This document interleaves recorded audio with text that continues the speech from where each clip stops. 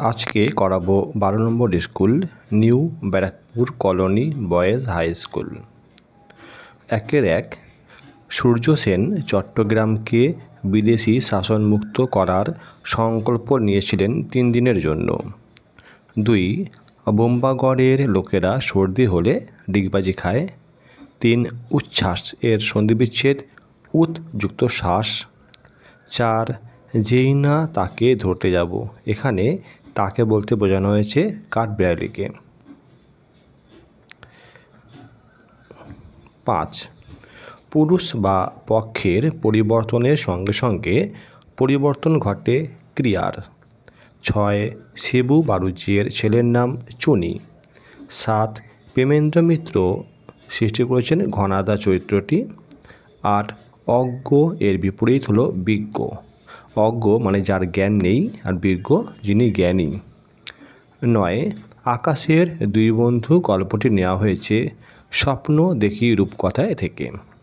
10 তাদের শব্দটা হচ্ছে প্রথম পুরুষ। 11 আমার কথা কি শুনতে পাচ্ছিস, এখানে শূন্যস্থানে বসবে তোরা। এবার যে 2 এর প্রশ্নগুলো দেখছো এগুলো আমি টাইপ করে লিখেছি প্রশ্ন উত্তর, সেটা দেখিয়ে দিচ্ছি। 2-1 হিন্দি ভাষায় ঘুড়িকে কি বলা হয়? উত্তর হবে হিন্দি ভাষায় ঘুড়িকে বলা হয় পতঙ্গ। এখানে বানানটা ভুল আছে,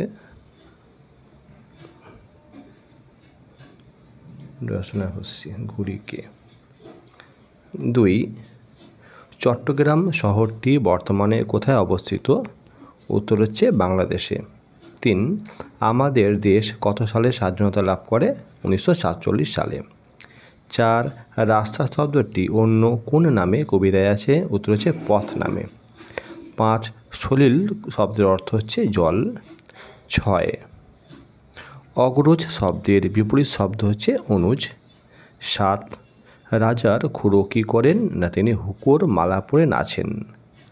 8 আবাহন শব্দটির বিপরীত শব্দ হবে বিসর্জন। 9 একলা কবিতার মূল কাব্যের নাম আমায় তুমি লক্ষ্মী বলো। 10 পতন শব্দটির বিপরীত হচ্ছে উত্থান। 11 যৌগিক শব্দের বিপরীত হবে মৌলিক। এবার 3 দেখো, এগুলো টাইপ করে লিখতে গেলে আমার অনেক টাইম লাগে, ওই জন্য 3-4 দিন পর পর ভিডিও ছাড়ি। কিন্তু একটু তোমরা লাইক দিও, তাহলে আমার উৎসাহ বাড়বে আরও ভিডিও করার জন্য। 3-1 আগুন লাগিয়েছে টেলিফোন আর টেলিগ্রাফের অফিসেও। কারা এমন করেছিল, কেন করেছিল? উত্তর হচ্ছে মাস্টারদা গল্পে টেলিফোন ও টেলিগ্রাফের অফিসে আগুন লাগিয়েছিল একদল ছাত্র। তারা মাস্টারদা সূর্য সেনের নির্দেশে কাজ করেছিল। 3-2 জটি পিসিমার বাড়িতে কী বারে কেন তালের প্রয়োজন হয়েছিল? বিভূতিভূষণ বন্দ্যোপাধ্যায়ের লেখা তাল নবমী গল্পে জটি পিসিমার তালের প্রয়োজন ছিল। মঙ্গলবার তার বাড়িতে তাল নবমীর উৎসব ছিল, তাই তার তালের প্রয়োজন ছিল। 3 আকাশের 2 বন্ধু বলতে কাদের বোঝানো হয়েছে? আকাশের 2 বন্ধু বলতে পেটকাটা ও চাঁদিয়ালকে বোঝানো হয়েছে। 4-1 একলা কবিতায় কবি কোন বিষয়কে মস্ত আশীর্বাদ বলেছেন? একলা কবিতায় কবি মাথার ওপর গাছের পাতা ঝরে পড়াকে মস্ত আশীর্বাদ বলেছেন। 2 বোম্বাগড়ে রাজার মন্ত্রী ও পিসি কী করেন? বোম্বাগড়ের রাজার মন্ত্রী রাজার কোলে বসে কলসি বাজায় এবং পিসি কুমড়ো নিয়ে ক্রিকেট খেলে। 4-3 মিষ্টি কবিতায় কবি কেমন রাস্তা চেয়েছেন? মিষ্টি কবিতায় কবি এমন রাস্তা চেয়েছেন যেখানে হোঁচট খাওয়া থাকবে এবং পিছলে পড়া থাকবে। 5-1 তাকে সবাই মাস্টারদা বলে ডাকে, এই অংশটি কোথা থেকে নেওয়া হয়েছে? মাস্টারদার আসল নাম কি? তিনি কোন স্কুলের কোন বিষয়ের শিক্ষক ছিলেন? তার স্বভাব চরিত্র কেমন ছিল? এই ধরনের প্রশ্ন এলে এটা লিখলে অনেক বেশি নাম্বার পাওয়া যায়, কারণ এটা কোশ্চেনগুলো ভাঙা রয়েছে, সবেতে এক এক করে পাওয়া যাবে। তো এই ধরনের প্রশ্ন তোমরা অবশ্যই অ্যাটেম্প করবে, ছাড়বে না। প্রথম প্রশ্ন উত্তর হচ্ছে তাকে সবাই মাস্টারদা বলে ডাকে, এই অংশটি অশোক কুমার মুখোপাধ্যায়ের লেখা মাস্টারদা গল্প থেকে নেওয়া হয়েছে। মাস্টারদার আসল নাম কি প্রশ্ন ছিল? এটা হচ্ছে আসল নাম হচ্ছে সূর্যকুমার সেন। তিনি কোন স্কুলের শিক্ষক ছিলেন এটাও আছে। তিনি উমাতারা হাই স্কুলের গণিতের শিক্ষক ছিলেন। এবার তার স্বভাব। মাস্টারদা কথা কম বলেন, তার পোশাক খুবই সাদাসিধে, বাঙালির ধুতি পাঞ্জাবি বা ধুতি শার্ট, রঙিন জামা পরেন না, কথা যেমন কম বলেন, হাঁটা চলাতেও শব্দ হয় না প্রায়। 5-2 জটি পিসিমার ভালো নাম কি? কীভাবে জটি পিসিমাকে তাল জোগাড় করে এনে দিয়েছিল? উত্তর হচ্ছে জটি পিসিমার ভালো নাম হচ্ছে হরিমতি। গোপাল খুব ভোরবেলা ঘুম থেকে উঠে টিপ টিপ বৃষ্টির মধ্যে তালদিঘির ধারে তাল কুড়োতে যায়। তালদিঘির মাঠে ছিল 1 হাঁটু জল আর কাদা। সেই সব পেরিয়ে গোপাল তার সাধ্যমতো 2টো তাল সংগ্রহ করে জটি পিসিমাকে এনে দিয়েছিল। 6-1 কেন রাজার বিছানা পাতে শিরীষ কাগজ দিয়ে?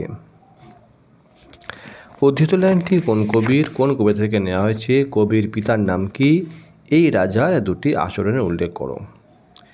কেন রাজার বিছানা পাতে শিরীষ কাগজ দিয়ে? উদ্ধৃত লাইনটি কবি সুকুমার রায়ের লেখা বোম্বা গড়ের রাজা কবিতা থেকে নেওয়া হয়েছে। কবির পিতার নাম উপেন্দ্র কিশোর রায়চৌধুরী। রাজা ছবির ফ্রেমে আমসত্ত্ব ভাজা টাঙিয়ে রাখেন। তিনি রাজসভায় হুক্কা হুয়া বলে চেঁচান। এই দুটো হচ্ছে রাজার আচরণ। 6-2 কবি যখন একলা থাকেন তখন তার সঙ্গে কারা থাকে? চুপ থাকাটাও কিভাবে কবির মনে বাজনা বাজায়?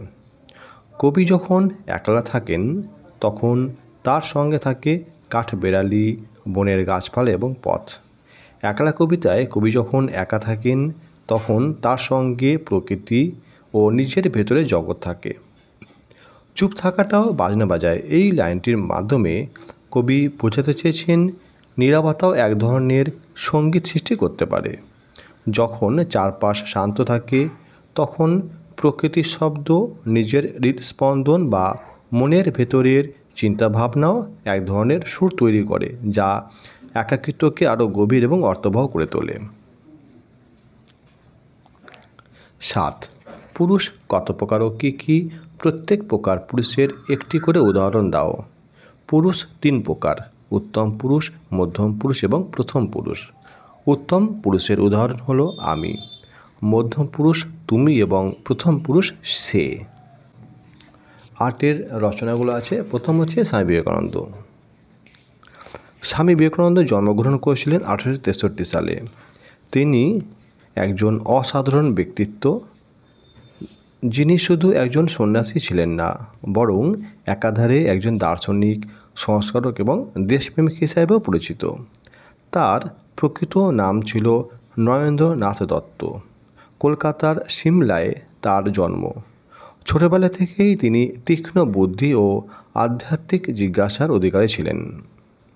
1881 সালে তিনি রামকৃষ্ণ পরমহংসের সংস্পর্শে আসেন এবং তার শিষ্যত্ব গ্রহণ করেন। গুরুর কাছ থেকে তিনি মানব সেবার আসল মর্ম উপলব্ধি করেন এবং নিজের জীবনকে সেই আদর্শে উৎসর্গ করেন। 1893 সালে শিকাগোতে অনুষ্ঠিত বিশ্ব ধর্ম মহাসভায় তার ঐতিহাসিক ভাষণ ছিল এক নতুন দিগন্তের উন্মোচন। তিনি বলেছিলেন, জীবসেবা হলো শিবসেবা, অর্থাৎ দরিদ্র ও পীড়িত মানুষের সেবা করাই ঈশ্বরের আরাধনা। তার প্রতিষ্ঠিত রামকৃষ্ণ মিশন এবং রামকৃষ্ণ মঠ আজও তার এই আদর্শকে সামনে রেখে কাজ করে চলেছে। এই প্রতিষ্ঠানগুলি শিক্ষা, স্বাস্থ্যসেবা এবং ত্রাণ কার্যের মাধ্যমে মানুষের জীবনযাত্রার মান উন্নয়নে গুরুত্বপূর্ণ ভূমিকা পালন করছে। স্বামী বিবেকানন্দ যুব সমাজকে তার আদর্শে অনুপ্রাণিত করতে চেয়েছিলেন।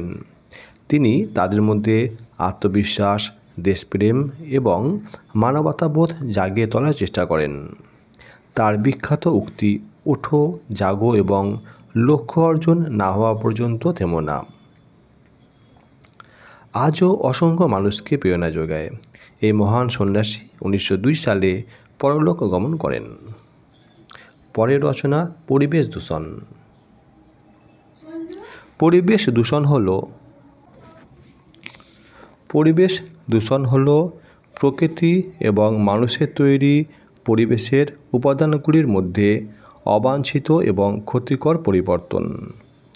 বর্তমানে এটি মানবজাতির সামনে সবচেয়ে বড় চ্যালেঞ্জগুলির মধ্যে একটি। পরিবেশ দূষণের প্রধান কারণগুলির মধ্যে রয়েছে শিল্পায়ন, নগরায়ন, জনসংখ্যা বৃদ্ধি এবং প্রাকৃতিক সম্পদের অপরিকল্পিত ব্যবহার। পরিবেশ দূষণ মূলত কয়েকটি প্রধান ভাগে বিভক্ত। বায়ু দূষণ, কলকারখানার ধোঁয়া, যানবাহনের নির্গত গ্যাস এবং জীবাশ্ম জ্বালানির দহন থেকে উৎপন্ন বিষাক্ত পদার্থ বায়ুকে দূষিত করে।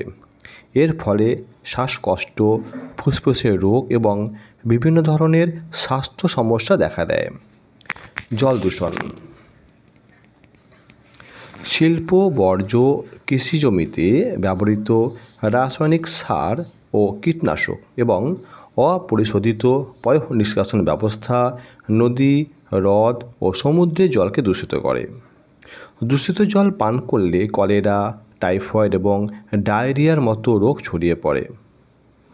মাটি দূষণ, প্লাস্টিক, পলিথিন, রাসায়নিক বর্জ্য এবং কীটনাশকের অতিরিক্ত ব্যবহারের ফলে মাটির উর্বরতা কমে যায়। এর ফলে শস্য উৎপাদন কমে যায় এবং মাটির গুণগত মান নষ্ট হয়ে যায়। শব্দ দূষণ, যানবাহনের উচ্চ শব্দ, কারখানার যন্ত্রপাতির আওয়াজ এবং মাইকের তীব্র আওয়াজ মানুষের শ্রবণ শক্তির ওপর নেতিবাচক প্রভাব ফেলে এবং মানসিক চাপ বাড়ায়। পরিবেশ দূষণের প্রভাব ব্যাপক এবং সুদূরপ্রসারী। এর ফলে জলবায়ুর পরিবর্তন, পৃথিবীর তাপমাত্রা বৃদ্ধি, জীববৈচিত্র্যের ক্ষতি এবং প্রাকৃতিক ভারসাম্য নষ্ট হচ্ছে। এই সমস্যা মোকাবিলায় ব্যক্তিগত ও সম্মিলিত প্রচেষ্টা জরুরি। জীবাশ্ম জ্বালানির ব্যবহার কমিয়ে নবায়নযোগ্য শক্তির উৎস যেমন সৌর ও বায়ুশক্তির উপর নির্ভর করতে হবে। বনাঞ্চল সংরক্ষণ এবং বৃক্ষরোপণ, প্লাস্টিকের ব্যবহার কমানো এবং বর্জ্য ব্যবস্থাপনার সঠিক নিয়ম মেনে চলা অপরিহার্য। পরিবেশ দূষণ রোধ করা শুধু সরকারের দায়িত্ব নয়, বরং প্রতিটি মানুষের ব্যক্তিগত দায়িত্ব। সচেতনতা এবং সঠিক পদক্ষেপ গ্রহণের মাধ্যমে আমরা একটি সুস্থ ও বাসযোগ্য পৃথিবী গড়ে তুলতে পারি। আজকের লাস্ট রচনা হচ্ছে বাংলার উৎসব। একটি কথা প্রায় শোনা যায়, বাংলায় 12 মাসে 13 পার্বণ। যদিও তা 13 পার্বণ বা উৎসব মোটেও নয়। বাঙালি তাদের উৎসবে সবাইকে যোগ দিতে আহ্বান জানায়। তারা এই মহান কথাটি মনে প্রাণে মেনে চলে, ধর্ম যার যার, বাংলার উৎসব হলো সবার। বাংলাতে সারা বছর জুড়ে প্রচুর পরিমাণ উৎসব পালন করা হয়ে থাকে। সমগ্র বাংলার উৎসবগুলোকে কিছু ভাগে ভাগ করা হয়, যেমন সামাজিক উৎসব, ধর্মীয় উৎসব, পারিবারিক উৎসব, সাংস্কৃতিক উৎসব, জাতীয় উৎসব প্রভৃতি। সামাজিক উৎসব হলো সমাজের কিছু বা অনেক মানুষকে নিয়ে অনুষ্ঠিত এমন উৎসব, যেমন বাঙালির বিয়েবাড়ি, জামাই ষষ্ঠী, ভাইফোঁটা। জাতীয় উৎসবগুলো হলো যেমন প্রজাতন্ত্র দিবস উদযাপন, স্বাধীনতা দিবস উদযাপন, রাখি বন্ধন, হোলি উৎসব ইত্যাদি। মানুষ হলো একটি সামাজিক জীব। সমাজে বিভিন্ন ধর্মের, বিভিন্ন ভাষাভাষীর, আবার আর্থিকভাবে বিভিন্ন মাপকাঠির মানুষ বাস করে। বাংলার উৎসব হলো একটি সেই জাদুমন্ত্র যা সমাজের সব মানুষকে একটি নিবিড় আত্মীয়তার যোগসূত্রে আবদ্ধ রাখতে সাহায্য করে। তাই আমরা বাংলার উৎসবগুলোকে পালন করব আমার জন্য, তোমার জন্য, আমাদের সকলের মঙ্গলের জন্য। আজকে আমাদের 12 নম্বর স্কুল কমপ্লিট হলো। এরপরে আমি করব 13 নম্বর স্কুল। তোমরা প্লিজ লাইক দিয়ে আমার উৎসাহ বাড়িও। সবাইকে অসংখ্য ধন্যবাদ ভিডিওটা দেখার জন্য।